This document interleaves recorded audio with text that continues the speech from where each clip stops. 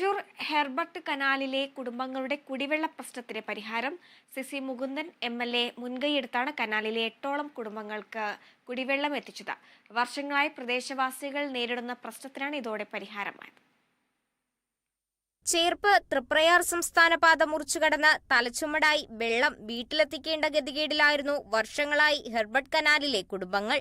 വീടുകളിൽ കിണറുണ്ടെങ്കിലും മലിനമായ വെള്ളമായതിനാൽ റോഡിനപ്പുറമുള്ള പൊതുടാപ്പായിരുന്നു ഇവരുടെ ഏക ആശ്രയം.